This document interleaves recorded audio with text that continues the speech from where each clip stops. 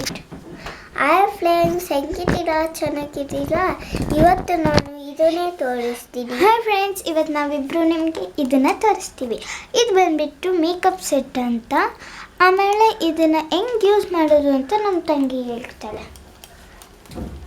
First ನನಗೆ confuse ಆಗುತ್ತೆ ಅದಕ್ಕೆ.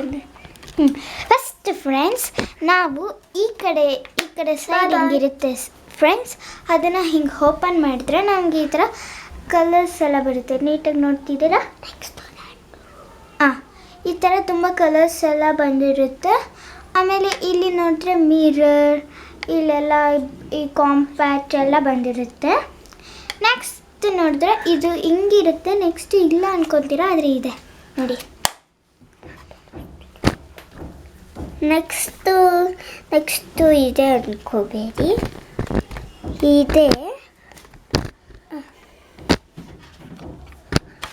ನನಗೆ ಓಪನ್ ಮಾಡೋಕ್ಕೈತಲ್ಲ, ನಮ್ಮ ಅಕ್ಕ ಓಪನ್ ಬರ್ತಾ ಇಲ್ವಾ ನಿಂಗೂ?